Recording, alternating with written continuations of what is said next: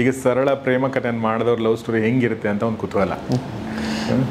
ನಂದು ಅದೇ ಹೇಳ್ತಿಲ್ವ, ಇಂಥವ್ರಿಗೆ ನನ್ನ ಸಿಂಪಲ್ ಸುನಿ ಅಂತಿದ್ರು. ಅವ್ರು ಸೆಟ್ಟಿಗೆ ಬಂದಮೇಲೆ ದೊಡ್ಡ ಮನೆ ಹುಡುಗನ ಇಷ್ಟು ಸಿಂಪಲ್ ಇರ್ಬೇಕಾದ್ರೆ ನೀನೇ ಲೆಕ್ಕ ಅನ್ನಂಗೆ ಆಗೋದು ನನಗೆ. ನಾನು ಹೆಂಗಿದೆ ಈ ಹುಡುಗಿ ಯಾರಿಗೂ ಗೊತ್ತಿಲ್ಲ. ನಾನು ಎಷ್ಟು ಕೇಳಿದ್ರು ರಿವೀಲ್ ಮಾಡೋದು ಪರ್ ಡೇ 2 ಥರ ಏನೋ ಸಮಥಿಂಗ್. ದಿನಕ್ಕೆ 2 ಲಕ್ಷ.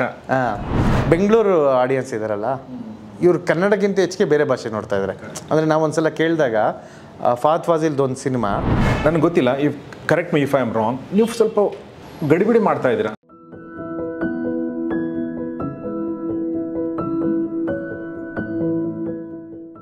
ನನ್ನ ಪ್ರಕಾರ ಒಂದು ಹಿಟ್ ಸಿನಿಮಾ ಯಾವುದು ಅಂತಂದರೆ, ನಿಮಗೆ ಆ ಸಿನಿಮಾ ನೋಡದೇ ಇದ್ದರೆ ನಿಮಗೆ ಏನಂದರೆ ಕೆಲವೊಂದು ಸರ್ಕಮ್ಸ್ಟೆನ್ಸಲ್ಲಿ ಮುಜುಗರ ಆಗಬೇಕು. ಅಂದರೆ ಅದು ನೋಡಿಲ್ವಾ ನೀನು, ಈ ಥರ ಮಾತು ಬರಬೇಕು. ಯಾರೋ ಎಲ್ಲ ಕೂತ್ಕೊಂಡು ಮಾತಾಡ್ತಿರ್ತಾರೆ, ನೀವು ಲೆಫ್ಟ್ ಔಟ್ ಆಗ್ಬಿಡ್ತೀರ, ಯಾಕಂದರೆ ನೀವು ಆ ಸಿನಿಮಾ ನೋಡಿರಲ್ಲ. ನನ್ನ ಪ್ರಕಾರ ಹಿಟ್ ಸಿನಿಮಾದು ಡೆಫಿನೇಷನ್ ಅದು. ಅಂದರೆ ನೋಡೇ ಇದ್ದರೆ ಹೆಂಗಪ್ಪ ಮುಖ ತೋರಿಸ್ಲಿ ನಾನು ಅನ್ನೋ ಥರದ್ದು ಸಿನಿಮಾಗಳಾಗಬೇಕಂತ ನನಗನ್ಸುತ್ತೆ. ಇತ್ತೀಚಿನ ದಿನಗಳು ನನಗೆ ಹಂಗೆ ಅನಿಸಿದ್ದು, ಈ ಸಿನಿಮಾ ನೋಡಿಲ್ವಾ ನೀವು ಇನ್ನೂ ಅನ್ನೋ ಥರದ್ದೊಂದು ಸಣ್ಣ ಮಾತು ನಂಗೆ ಕೇಳಿ ಬಂದದ್ದು ಯಾವುದು ಅಂದರೆ, ಅದು ಒಂದು ಸರಳ ಪ್ರೇಮ ಕಥೆ ಅಥವಾ ಒಂದು ವಿರಳ ಪ್ರೇಮ ಕಥೆ. ಸೊ ಆ ನಿರ್ದೇಶಕ ಸುನಿ ನಮ್ಮೊಳಗಿದ್ದಾರೆ. ನಮಸ್ಕಾರ ಸುನಿ ಅವರೇ. ನಮಸ್ತೆ ಗೌರಿ ಸರ್. ಸಿಗರೇಟ್ ಸೇರ್ತೀನೋ? ಅದು ಅಪ್ಪ ದಿನಕ್ಕೆ 2 ಸೇರ್ತೀನಿ. 2 ತಾನೇ? ನಾ ಜಾಸ್ತಿ ಸೇರ್ತೀನಿ. ಮೋಯೆ ಸೊ ಸುನಿ ಅವರ ನಾನು ಮೊದಲನೇ ಬಾರಿ ನಾನು ನೋಡಿದ್ದು ನೆನಪು ಮಾಡ್ಕೋತೀನಿ ನಾನು. ನಾವೆಲ್ಲ ಸುವರ್ಣ ನ್ಯೂಸಲ್ಲಿ ಹಿಂಗೆ ಕೂತ್ಕೊಂಡಾಗ ರಕ್ಷಿತ್ ಎಲ್ಲ ಪರಿಚಯ ಆದರೂ ನೀವು ಪರಿಚಯ ಆಗಿರಲಿಲ್ಲ. ಡೈರೆಕ್ಟ್ರ್ ಯಾರು ಅಂತ ಕೇಳಿದೆ, ಇವರೇ ನೋಡಿ ಅಂತಂದರು. ನಾನು ಎಷ್ಟು ಸೈಲೆಂಟ್ ಇದ್ದಾರಲ್ಲ ಅವ್ರು, ಭಾಳ ತರಲೆ ಅವರು, ನೋಡೋಕೆ ಮಾತ್ರ ಸೈಲೆಂಟು ಅಂತ ರಕ್ಷಿತ್ ಹೇಳಿದ್ದು ನೆನಪಿದೆ ನನಗೆ. ಅದು ನನ್ನ ಮೊದಲನೇ ಭೇಟಿ ಸುನಿ ಅವ್ರ ಜೊತೆಗೆ. ಬಟ್ ಸುನಿ ನಮ್ಗೆ ಗೊತ್ತಾಗಿದ್ದಾವಾಗ ಅಂದರೆ ಸಿಂಪಲಾಗಿ ಒಂದು ಲವ್ ಸ್ಟೋರಿ, ಎಲ್ರಿಗೂ ಗೊತ್ತಿರೋ ಹಾಗೆ. ಬಟ್ ಏನೊಂದು ಅದೊಂದು ವೇವ್ ಕ್ರಿಯೇಟ್ ಆಯಿತು ಅಂತಂದರೆ, 7 ನಿಮಿಷದೊಂದು ಟ್ರೇಲರ್ ಬಿಟ್ಟರೆ ನೀವು, ನಾನು ಎಲ್ರಿಗೂ ಕರೆದು ತೋರಿಸಿದ್ದೀನಿ. ಅದು ನಿಮ್ಗೆ ಹೇಳಿದ್ದೀನಿ ಕೂಡ ಮುಂಚೆ. ನಾನು ವಿಶ್ವೇಶ್ವರ ಭಟ್ರಿಗೆ ಕರೆದು, ಸರ್ ನೋಡಿ ಸರ್ ಇದು ಹೆಂಗೆ ಮಾಡಿದ್ದಾರೆ ನೋಡಿ ಸರ್ ಇದು. ಅವರು ನಿಂತ್ಕೊಂಡೇ ನೋಡಿದ್ರು, ಹಿಂಗೆ ನೋಡಿ ಹೌದಲ್ವಾ ಅಂತ ಹೇಳಿದರು. ಅಂದರೆ ದಟ್ ವಾಸ್ ಕಂಪ್ಲೀಟ್ಲಿ ನಮ್ಮನ್ನೆಲ್ಲ ಒಂಥರ ಈ ಥರ ಟ್ರೇಲರ್ ಮಾಡ್ಬೋದಾ ಅನ್ನೋ ಥರ ಮಾಡಿ ಬಂದಂಥವರು ಸುನಿ. ಈಗ ಅವ್ರ 9ನೇ ಸಿನಿಮಾ ಒಂದು ಸರಳ ಪ್ರೇಮ ಕಥೆ ರಿಲೀಸ್ ಆಗಿ ಅದು ಕೂಡ ಸಕ್ಸಸ್ಫುಲ್ಲಾಗಿ ಹೋಗ್ತಾ ಇದೆ. ಸೊ ಆ ಸಿನಿಮಾದ ಬಗ್ಗೆ ಮತ್ತು ಒಂದಷ್ಟು ಬೇರೆ ಬೇರೆ ವಿಚಾರಗಳ ಬಗ್ಗೆ ಮಾತಾಡೋಣ ಅಂತ ನಾನು ಕೂತ್ಕೊಂಡಿದ್ದೀನಿ. ಆ್ಯಕ್ಚುಲಿ ನನ್ನ ಮನಸ್ಸಲ್ಲಿ ಏನೂ ಪ್ರಶ್ನೆಗಳಿಲ್ಲ ಸುನಿ, ಸುಮ್ಮನೆ ನಿಮ್ಮ ಮುಖ ನೋಡಿದಾಗ ಏನು ಅನಿಸ್ತದೆ ನಾನು ಕೇಳ್ತೀನಿ. Please sir, please. ಓಕೆ, ನಿಮ್ಮದು ಅಂದರೆ ಇಂಟರ್ವ್ಯೂ ಫಸ್ಟಿಂದನೂ ನಾವು ಅದಕ್ಕೆ ಫ್ಯಾನು. ಓಕೆ, ಅಂದರೆ ಅದು ನ್ಯಾಚುರಲ್ ಆಗಿ ಸ್ಪಾಂಟೇನಿಯಸ್ ಆಗಿ ನೀವು ತೊಗೊಳ್ತಿರಲ್ಲ. ಅಂದರೆ ನನ್ನ ಅಂತಲ್ಲ, ಫಿಲಮ್ ಟೀಮ್ನ ಅಂತಲ್ಲ, ಕರೆಕ್ಟ್, ಟೋಟಲ್ ಆಗಿ ಅದು ನೀವು ಸುವರ್ಣ ಇದ್ದಾಗ ಅಥವಾ ಇನ್ನೊಂದು ಚಾನಲ್ಗಳು ಇದ್ದಾಗ ನಾವು ನೋಡ್ತಿದ್ವಲ್ಲ, ಅದೇ ನನಗೆ. ಸೊ ಹಾಗೆ ನಾವು ಮಾತಾಡ್ಕೊಂಡು ಹೋಗೋಣ ಅಂತ ಅನ್ಕೋತೀನಿ. ಸೊ ಹೇಗೆ ನಡೀತಾ ಇದೆ ಲೈಫ್, ಹೇಗೆ ನಡೀತಾ ಇದೆ ಸಿನಿಮಾ, ಹೇಗೆ ನಡೀತಾ ಇದೆ? ಚೆನ್ನಾಗಿದೆ ಸರ್. ಅಂದರೆ ಅಂಕು ಏರುಪೇರು ಇದ್ದೇ ಇರುತ್ತೆ ಸಿನಿಮಾ ಲೈಫ್ಗಳು. ಸೊ ಕೋವಿಡ್ ಆದಮೇಲೆ ಒಂಚೂರು ಏರುಪೇರು ಆಯಿತು ನಮ್ಮದು. ಫಸ್ಟೆಲ್ಲ ನೀಟ್ ಪ್ಲ್ಯಾನ್ ಇತ್ತು, ಒಂದು ಸಿನಿಮಾ ಮಾಡ್ತಿದ್ದೆ, ಇಷ್ಟು TV ರೈಟ್ಸ್ ಹೋಗುತ್ತೆ, ಇಷ್ಟು OTT ಹೋಗುತ್ತೆ, ಇಷ್ಟು ಥಿಯೇಟ್ರಿಕಲ್ ಆಗುತ್ತೆ ಅಂತ. ಸೊ ಕೋವಿಡ್ ಆದಮೇಲೆ ಎಲ್ಲರೂ ಅಂದ್ಕೊಂಡ್ರು ಇನ್ಮೇಲೆ OTT ಜಾಸ್ತಿ ವ್ಯಾಲ್ಯೂ ಅಂತ. ಬಟ್ ಎಲ್ಲ ಒಂದು ಕಡೆ ಏನಾಯಿತು, ಕನ್ನಡನ OTTಲಿ ಸ್ವಲ್ಪ ಕಡೆಗಣನೆ ಮಾಡಿದ್ರು. ನಮ್ಗೆ OTT ಒರಿಜಿನಲ್ಸ್ ಇಲ್ಲ. ಸೊ ಈಗ ಫಾರ್ ಎಕ್ಸಾಂಪಲ್ ಅವತಾರ ಪುರುಷ ನಾನು ಬರ್ತಿದ್ದು OTTಗೆ, ವೆಬ್ ಸೀರೀಸ್ಗೆ ಬರೆಯೋಣ ಅಂತ, ಅದು ಲೀನಿಯನ್ಸ್ ತೊಗೊಂಡು ಆ ರೀತಿ ಬರ್ತಿದ್ದೆ. ಬ್ಲ್ಯಾಕ್ ಮ್ಯಾಜಿಕ್ ಕಾನ್ಸೆಪ್ಟು, ಅಂದರೆ ಅಲ್ಲಿ ಜಾಸ್ತಿ ಥ್ರಿಲ್ಲರ್ಸು ಇವು ಹೋಗುತ್ತೆ ಅಂತ. ಸೊ ಸರಿ, OTT ಒರಿಜಿನಲ್ಸ್ ಕನ್ನಡಕ್ಕೆ ಯಾವುದೂ ಬಂದಿಲ್ಲ. ಸೊ ಆಮೇಲೆ ಫಿಲಮ್ ಮಾಡಬೇಕಾಯ್ತು. ಈಗ ಫಿಲಮ್ ಒಂದು ಪಾಯಿಂಟ್ ಆದಮೇಲೆ ಅಂದರೆ OTT ಅಷ್ಟು ನೆಟ್ಫ್ಲಿಕ್ಸ್ ಅವರಂತೂ ನಮ್ಮ ಕಂಟೆಂಟೇ ತೊಗೊತಿಲ್ಲ. ಹಾಟ್ಸ್ಟಾರ್ಸು, ಸೋನಿ ಲೈವ್ ಇವ್ರು ಯಾರೂ ನಮ್ಗೆ ರೀಚಬಲ್ ಇಲ್ಲ. ಎಷ್ಟು ಅಮೆಝಾನ್ ಒಬ್ಬರೇ, ಸೊ ಅವ್ರಿಗೆ ಕಾಂಪಿಟೇಟರ್ ಇಲ್ಲ, ಅವ್ರಿಗೆ ಹೇಳಿದ ರೇಟು. ಸೊ ಈ ರೀತಿಯಾಗಿ ಒಂದಷ್ಟು ಇದಾಗಿದೆ. ಸೊ ಈ ಒಂಥರ ಒಳ್ಳೇದಾಯಿತು. ಅಂದರೆ ಥಿಯೇಟ್ರಲ್ಲಿ ಯಾವ್ದು ವಿನ್ ಆಗುತ್ತೋ ಅದಕ್ಕೆ ಮಾತ್ರ ವ್ಯಾಲ್ಯೂ ಅನ್ನಂಗಾಗಿದೆ, ವಿಚ್ ಇಸ್ ಗುಡ್. ನಮಗೆಲ್ಲ ಟೆಸ್ಟ್ ಇದ್ದಂಗೆ ಇರುತ್ತೆ. ಈಗ ಓಕೆ, ನಾವೀಗ ಒಂದು ಸೀನ್ ಶೂಟ್ ಮಾಡಬೇಕು ಅಂದರೂ ಒಂದು ಶಾರ್ಟು ಈಗ ಕೇರ್ಲೆಸ್ ಮಾಡೋಂಗಿಲ್ಲ, ಯಾಕಂದರೆ ನಮ್ಗೆ ನೆನಪಾಗ್ತಿರುತ್ತೆ ವಿನ್ ಆಗಲೇಬೇಕು ಅಂತೇಳಿ. ಆಮೇಲೆ ನನಗೂ OTT ಅವ್ರು ನಮ್ಮ ಕಡೆಗಣನೆ ಮಾಡಿರೋ ಸಾಧ್ಯತೆ ಇದೆ. ಬಟ್ ನನಗೆ ಕೆಲವೊಂದು ಸಲ ಅನ್ಸೋದು, ಡಿಮಾಂಡ್ ಮತ್ತು ಸಪ್ಲೈ ಅಂತ ಇರುತ್ತಲ್ಲ, ನೀವು ಸಪ್ಲೈ ಡಿಮಾಂಡ್ಗಿಂತ ಜಾಸ್ತಿ ಆದಾಗ ಯಾರಂತ ತಗೋತಾರೆ ಅಂತ. Very true. ಈಗ ನಾವು ಈ ಒಂದು ಇಂಟ್ರ್ಯೂ ಮಾಡೋಕ್ಕಿಂತ ಮುಂಚೆ ಒಂದು ಜನರ ಜೊತೆ ಮಾತಾಡಿದಾಗ ಅವರು ಸಿನಿಮಾ ನೋಡಿಲ್ಲ ಅಂದರೆ, ಹೌದಲ್ವಾ ಹಿಂಗೆ ಯಾಕೆ ಅಂದರೆ, ಒಂದು ವಾರಕ್ಕೆ 10, 11, 7, 8 ಸಿನಿಮಾಗಳು ರಿಲೀಸ್ ಆಗಿ ತಿಂಗಳಿಗೆ 34, 35 ಸಿನಿಮಾಗಳು ರಿಲೀಸ್ ಆದಾಗ ಯಾವುದನ್ನು ಜನ ನೋಡಬೇಕು ಅನ್ನೋದು ಪ್ರಶ್ನೆ ಬಂದುಬಿಡುತ್ತೆ. ಆಮೇಲೆ ಅವಾಗ ತುಂಬ ಕ್ವಾಲಿಟಿ ಕಾನ್ಷಿಯಸ್ ಆಗ್ತಾರೆ ಜನ. ಒಂದು 10 ಜನ ಹೇಳಿ ಆಮೇಲೆ ನೋಡೋಣ, ಈ ಥರದ್ದು ಬಂದುಬಿಡುತ್ತೆ. ಸೊ ಹೀಗಾಗಿ ನನಗೆ OTTಗೆ ಏನು ನಮ್ಮದು ಕಡೆಗಣನೆ ಆಗಿದೆ, ನಮ್ಮ ಕ್ವಾಲಿಟಿ ಕೂಡ ಕಾರಣ ಇರ್ಬೋದಾ ಸುನಿ? ಅದಕ್ಕೆ ನಮ್ಮ ಕ್ವಾಲಿಟಿ ಒಂದು ನಿಜ ಕೂಡ, ಒಂದು ನಿಜ ನಮ್ಮದು ತಪ್ಪಿದೆ. ನಾವು ಕೊಟ್ಟಿರೋ ಕ್ವಾಂಟಿಟಿ, ಅವ್ರು ಆಲ್ರೆಡಿ ತೊಗೊಂಡಿದ್ದವು, ವರ್ಕ್ ಆಗದಿರೋವು ಇವು ಇದೆ. ಬಟ್ ಅವ್ರಿಗೇನು ಬೆನಿಫಿಟ್ಸ್ ಇದೆ ಅಂದರೆ, ಬೆಂಗಳೂರು ಆಡಿಯನ್ಸ್ ಇದ್ದಾರಲ್ಲ, ಇವ್ರು ಕನ್ನಡಕ್ಕಿಂತ ಹೆಚ್ಚಿಗೆ ಬೇರೆ ಭಾಷೆ ನೋಡ್ತಾ ಇದ್ದಾರೆ. ಅಂದರೆ ನಾವು ಒಂದ್ಸಲ ಕೇಳಿದಾಗ ಫಹದ್ ಫಾಜಿಲ್ದು ಒಂದು ಸಿನಿಮಾ ಮತ್ತು ಕನ್ನಡದೊಂದು ಸ್ಟಾರ್ ಸಿನಿಮಾ ರಿಲೀಸ್ ಆಗುತ್ತೆ, ಹೈಯೆಸ್ಟ್ ಫಸ್ಟ್ ಡೇ ವ್ಯೂಸ್ ಆಗಿರೋದು ಫಹದ್ ಫಾಜಿಲ್ದು ಅಂತ. ಸೊ ಅವ್ರವಾಗ ತುಂಬ ಮಾರ್ಕೆಟ್ ಏನಕ್ಕೆ ಹಾಕಬೇಕು, ಇವ್ರು ಹೆಂಗಿದ್ರು ನೋಡ್ತಾರೆ ಅಂತ. ನಾವು ಹಾಗೇ ಇದ್ದೀವಿ, ಯಾರ್ದು ಹಾಕಿದ್ರು ನೋಡ್ತೀವಿ ನಾವು ಅಷ್ಟು. ಆಮೇಲೆ ಏನು ಅಂದರೆ, ಮೇ ಬಿ ನಾವು ಓ ಟಿ ಟಿಗಿಂತ ಆ ಸ್ಟಾರ್ ಸಿನಿಮಾ ನಾವು ಥಿಯೇಟ್ರಿಗೆ ಹೋಗಿ ನೋಡಿರ್ತೀವಿ, ಅದಕ್ಕೆ ಓ ಟಿ ಟಿಲಿ ಕಮ್ಮಿ, ಅಂದರೆ ಅದು ಆಲ್ರೆಡಿ ನೋಡಿದ್ದೀವಿ ಅಂತ ಮೇ ಬಿ ಕಮ್ಮಿ ನೋಡಿರ್ಬೋದು. ಫಹದ್ ನೋಡಿರಲ್ಲ, ಅದಕ್ಕೆ ಇಲ್ಲಿ ಹೆಚ್ಚಿಗೆ ಟ್ರ್ಯಾಕ್ಷನ್ ಆಗಿರುತ್ತೆ. ಸೊ ಇದನ್ನೆಲ್ಲ ಕಂಪೇರ್ ಮಾಡ್ಕೊಂಡು ಅವರು ಓಕೆ ಕನ್ನಡಕ್ಕೆ ಸಪ್ರೇಟ್ ಬಜೆಟ್ ಹಾಕೋ ಬದಲು ನಾವು ಇದನ್ನೇ ಬೇರೆ ಲ್ಯಾಂಗ್ವೇಜ್ ಹಾಕಿದ್ರೆ ಹೆಂಗಿದ್ರು ಇವ್ರು ನೋಡ್ತಾರೆ ಅನ್ನೋದು ಅವ್ರಿಗೊಂದು ಪಾಯಿಂಟ್ ಇದೆ. ಅದನ್ನ ನಾವು ಪಾಸಿಟಿವ್ ಆಗಿ ಹೆಂಗೆ ಹೇಳ್ಬೋದು ಅಂದರೆ, ಕ್ವಾಲಿಟಿ ಕೊಡ್ರಿ ನಮಗೆ ಯಾವ ಭಾಷೆ ಆದರೆ. ಹೌದು, ಉದಾರ ಮನಸ್ಸಿಗರು ಅಂತ ಹೇಳ್ಬೋದು. ಕನ್ನಡದ ಬಗ್ಗೆ ಸ್ವಲ್ಪ ಅಭಿಮಾನ ಇದೆ ಅಂತ ಬ್ರಾಕೆಟಲ್ಲಿ ಹೇಳ್ಬೋದು. ಇರಲಿ, ಏನು ಮಾಡೋಕ್ಕಾಗಲ್ಲ. ಸೊ ಬೆಳೆಸ್ಕೊಳ್ಳೋಣ ಸಾಧ್ಯವಾದಷ್ಟು. ಬಟ್ ನಾವು ಕನ್ನಡ ಅಭಿಮಾನದ ಬಗ್ಗೆ ನಾವು ಬೆಳೆಸ್ಕೊಳ್ಬೇಕು ಅಂದರೆ ನಮ್ಗೆ ಆ ಥರದ್ದೊಂದು ಪ್ರಾಡಕ್ಟ್ ನಮ್ಗೆ ಸಿಗಬೇಕು. ಬರೀ ಕನ್ನಡ ಅಭಿಮಾನ ಅಂತ ಹೇಳಿ ನಾನು ಸಿನಿಮಾ ನೋಡೋಕ್ಕಾಗಲ್ಲ. It's not about money also. ಹೌದು, ಏನೋ ಒಂದು 200 ರೂಪಾಯಿ ಹೋಗುತ್ತೆ ಅನ್ನೋದಲ್ಲ, 3 ತಾಸು ಹೋಗುತ್ತೆ ಅನ್ನೋದು ಒಂದು. ಆಮೇಲೆ 3 ತಾಸಲ್ಲಿ ನಾನು ಮೂಡ್ ಆಫ್ ಆಗ್ಬಿಡುತ್ತೆ ಸಿನಿಮಾ ಚೆನ್ನಾಗಿಲ್ಲ ಅಂತಂದ್ರೆ. ಹೌದು ಅಲ್ವಾ? ಸೊ ಹಂಗಾಗಿ ಈಗ ನಾನು ಬರ್ತಾ ನೆಲಮಂಗ್ಲದ್ದು ನೈಸ್ ರೋಡ್ ಅಲ್ಲಿದೆ, 9 ಪೋಸ್ಟ್ ಅಂಟಿಸಿರೋದು ಗೋಡೆ ಮೇಲೆ. ನಾನು ಎಣಿಸ್ತಾ ಇದ್ದೆ 9 ಪೋಸ್ಟ್ ಅಂಟಿಸೋರು ಯಾವುದು ಅಂತ ನೋಡ್ತಾರೆ ಆಡಿಯನ್ಸ್ ಅಲ್ವಾ. ಅವ್ರಿಗೆಲ್ಲ ಒಂದೇ ಅನ್ನತ್ತೆ. ಆಮೇಲೆ ಈಗ ಬರೋವೆಲ್ಲ ನಾವೆಲ್ಲ ನಮ್ಮ ಸಿನಿಮಾ ಎಕ್ಸ್ಟ್ರಾರ್ಡಿನರಿ ಅಂತ ಅವ್ರು ಕೇಳಿ ಹೇಳ್ತೀವಿ, ಇವ್ರು ಕೇಳ್ತೀವಿ, ರಿಪೋರ್ಟ್ ಹಾಕ್ತೀವಿ, ಎಲ್ಲರದು ಕಾಮನ್ ಇರುತ್ತೆ. ಸೊ ಅವ್ರಿಗೀಗ ಆ ಸಪ್ರೇಷನ್ನು ಗೊತ್ತಾಗ್ತಿಲ್ಲ, ಯಾವ್ದು ಎಕ್ಸ್ಟ್ರಾರ್ಡಿನರಿ, ಯಾವುದು ನಿಜವಲ್ಲ. ಸೊ ಅವಾಗ ಜನ ಎದ್ರ ಮೇಲೆ ನಂಬಿಕೆ ಇಡ್ತಾರೆ ಅಂದರೆ, ಕ್ಲೋಸ್ ಫ್ರೆಂಡ್ ಹೇಳ್ತಾನೆ ನೋಡಿ. ಹೌದೌದು, ಮೌತ್ ಹಾಕೊಂಡು ಮೌತ್ ಪಬ್ಲಿಸಿಟಿ ಅಂತಲ್ಲ, ಅದ್ರ ಮೇಲೆ ಮಾತ್ರ ನಂಬಿಕೆ. ಉಳಿದವರೆಲ್ಲ ಪ್ರಮೋಷನ್ನು, ಉಳಿದವರೆಲ್ಲ ಅವರು ಸುಮ್ಮನೆ ಹೇಳ್ತಾರೆ ಅಂತ ಅನ್ನೋ ಥರ ಆಗ್ಬಿಟ್ಟಿದೆ. ಸೊ ಅದು ಅದರಲ್ಲಿ ತಪ್ಪು ಅಂತ ಖಂಡಿತ ಹೇಳೋಕ್ಕಾಗಲ್ಲ. ಬಟ್ ಸುನಿ, ನನಗೊಂದು ಪ್ರಶ್ನೆ. 10 ವರ್ಷಗಳಲ್ಲಿ 9 ಸಿನಿಮಾ ಮಾಡಿದ್ದಾರೆ ನೀವು. ನನಗೆ ಗೊತ್ತಿಲ್ಲ, if correct me if I am wrong, ನೀವು ಸ್ವಲ್ಪ ಗಡಿಬಿಡಿ ಮಾಡ್ತಾ ಇದ್ದೀರಾ, ಫಾಸ್ಟ್ ಇದ್ದೀರಾ ಅಂತ ಗೊತ್ತಿಲ್ಲ.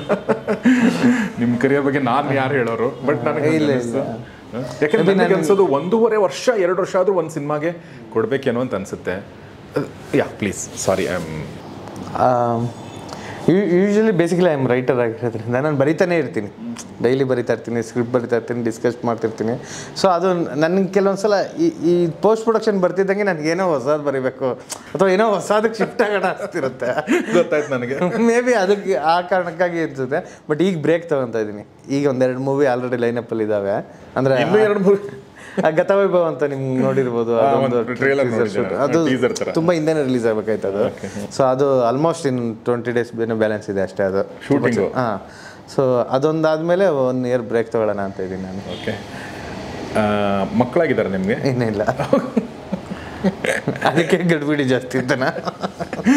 ಇಲ್ಲ, ಬ್ರೇಕಲ್ಲಿ ಒಂದು ಮಕ್ಕಳು ಮಾಡ್ಕೊಂಡು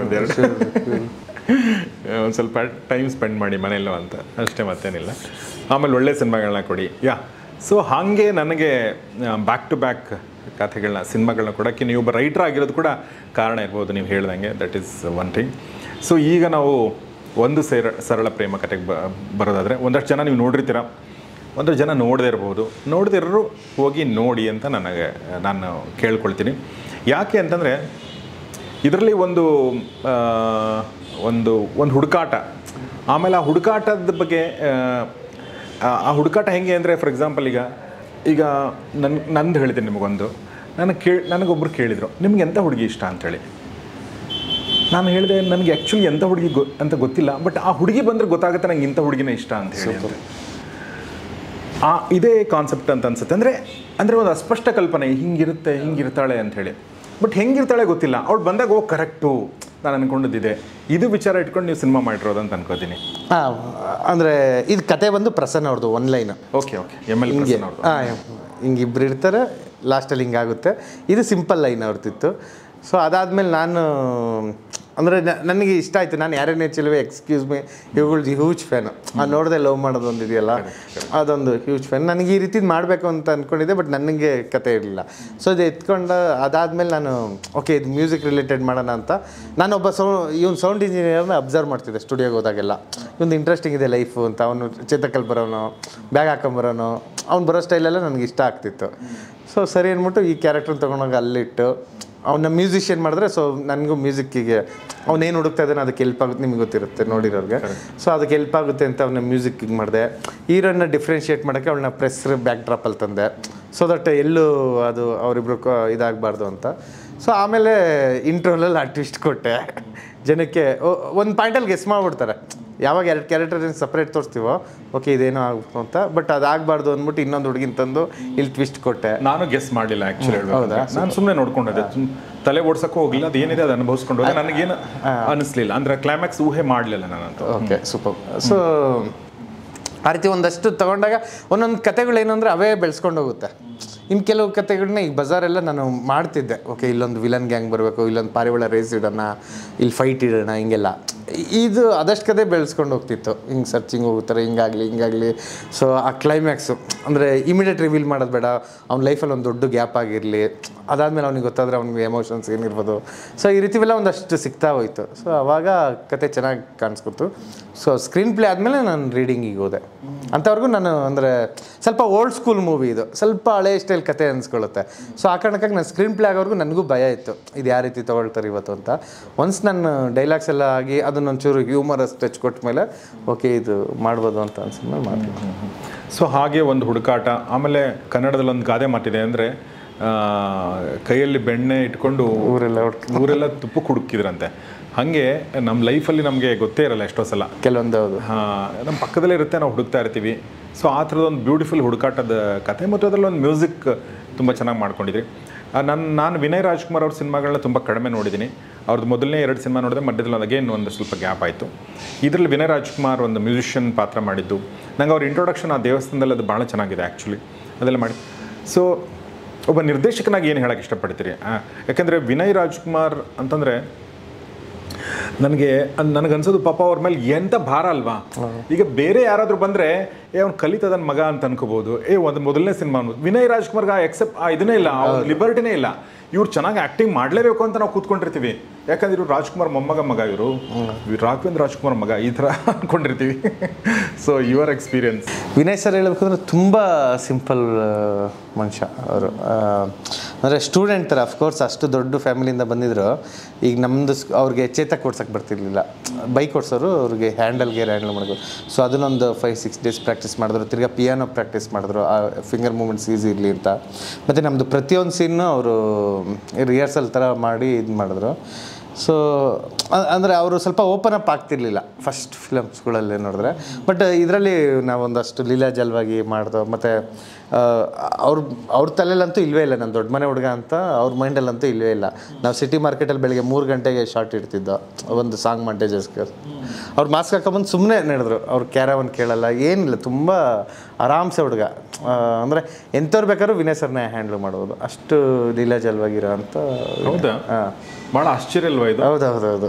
ಅದೇ ಹೇಳ್ತಿಲ್ವ, ಇಂಥವ್ರಿಗೆ ನನ್ನ ಸಿಂಪಲ್ ಸುನಿ ಅಂತಿದ್ರು. ಅವ್ರು ಸೆಟ್ಟಿಗೆ ಬಂದಮೇಲೆ ದೊಡ್ಡ ಮನೆ ಹುಡುಗನ ಇಷ್ಟು ಸಿಂಪಲ್ ಇರುವಾಗ ನೀನೇ ಲೆಕ್ಕ ಅನ್ನಂಗೆ ಆಗೋದು ನನಗೆ. ಸೊ ಆರಾಮಾಗಿ ಹಿಂಗಂದ್ರೆ ಇಲ್ಲೇ ಕೂತ್ಕೊತಾರೆ. ಅದೇ ತುಂಬ ಜನ ಸೇರಿದ್ರೆ ಸ್ವಲ್ಪ ಅಂದರೆ ಅವ್ರಿಗೆ 2 ಥರ, ಒಂದು ಇಷ್ಟು ಜನ ಬಂದಿರೋ ಅವ್ರಿಗೆ ಫೋಟೋನು ಕೊಡಬೇಕು, ಇನ್ನೊಂದು ಅವ್ರು ಒಳಗೆ ಇರಿಟೇಟು ಆಗ್ತಿರ್ತಾರೆ, ಅಯ್ಯೋ ಯಾಕೆ ಅಂತ. ಮತ್ತು ಸ್ವಲ್ಪ ಬರಲ್ಲ ಆಚೆ ಸರ್, ವಿನಯ್ ಸರ್ ಅಂದರೆ ತುಂಬ ಜನ ಇದ್ದಾರೆ ಅಂದರೆ ನಾನು ಏನಾದ್ರು ಮಾಡ್ಬೇಕು ಆಮೇಲೆ ಬರ್ತೀನಿ ಅನ್ನೋ ಥರ.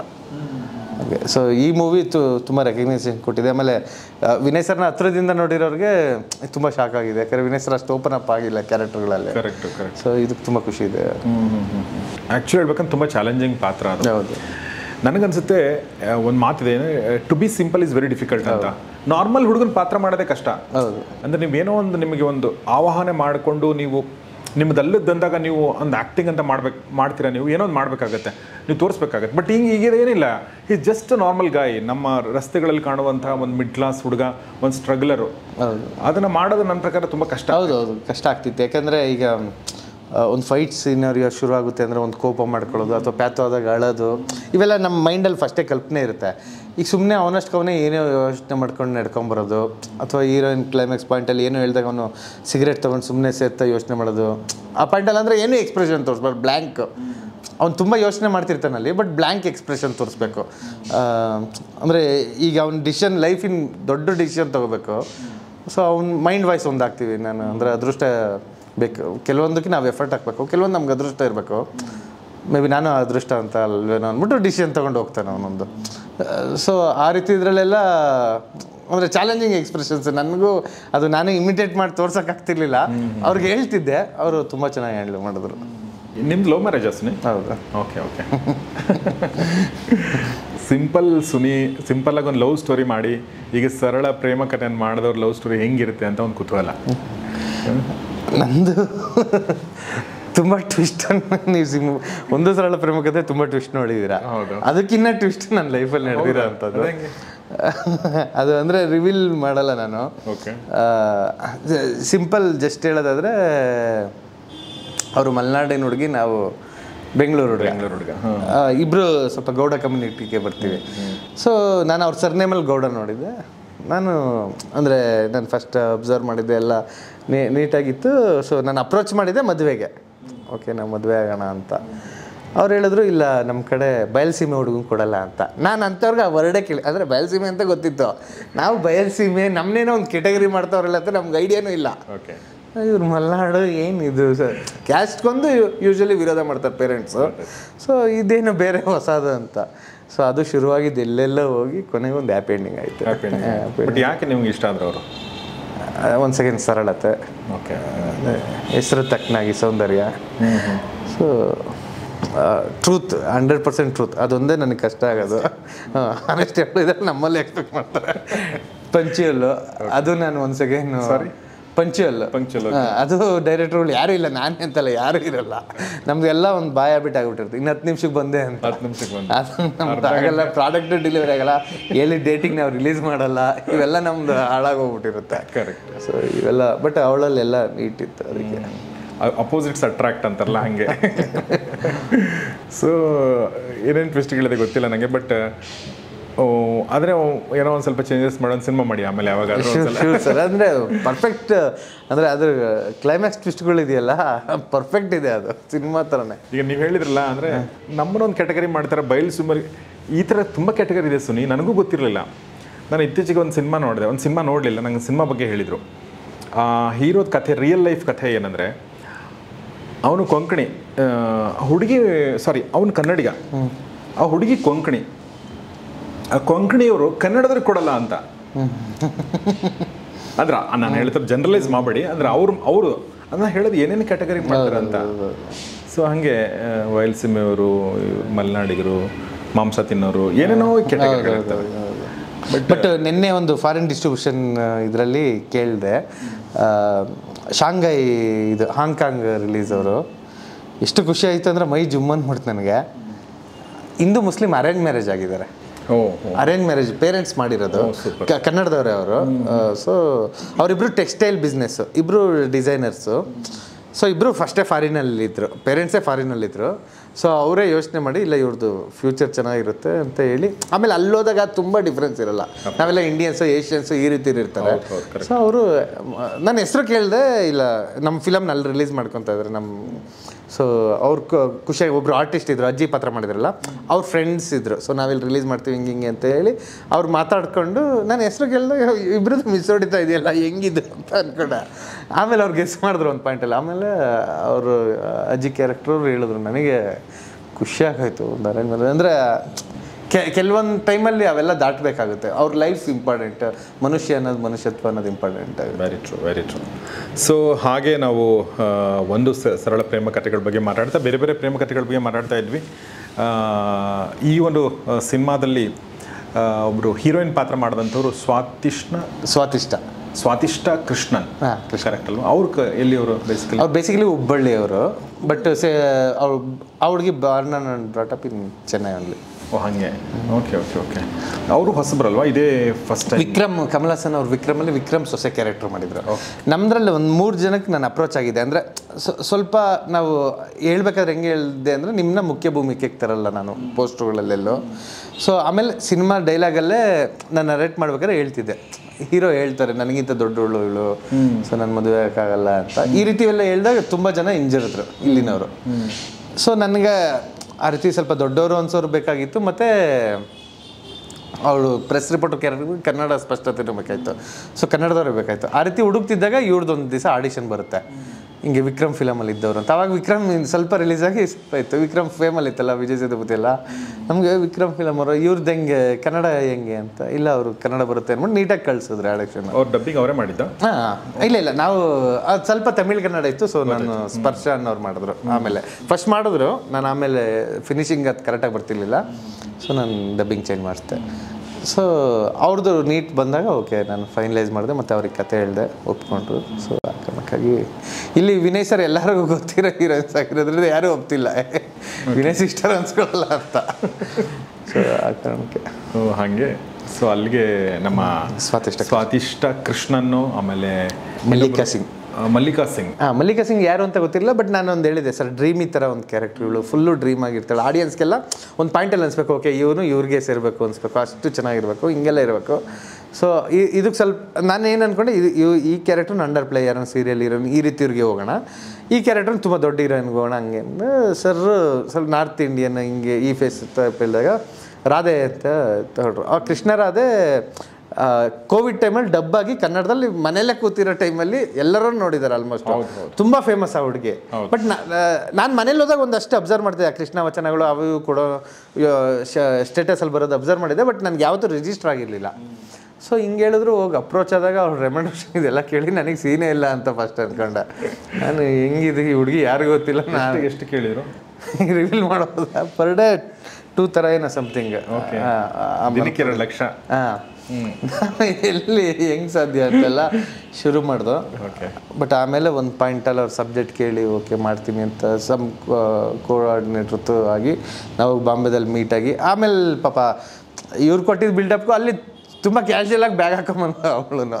ಕ್ಯಾಶುಯಲಾಗಿ ಕೂತ್ಕೊಂಡು ನನಗೊಂದು ಸೆಕೆಂಡು ನಾವು ರಾಧೆ ಅಂದರೆ ನಾನೊಂದಷ್ಟು ನೋಡ್ಕೊಂಡು ಹೋಗಿದ್ನಲ್ಲ, ಆ ಪಾತ್ರ ನೋಡಿ ಇವ್ರನ್ನ ಟಾಪು ಜೀನ್ಸಲ್ಲಿ ನನಗೆ ಅಬ್ಸರ್ವ್ ಇದೇ ಇಮ್ಯಾಜಿನೇ ಆಗ್ತಿಲ್ಲ ಇವಳೇನ ರಾಧೆ ಹಂಗೆ ಇದೆ ಅಂತ.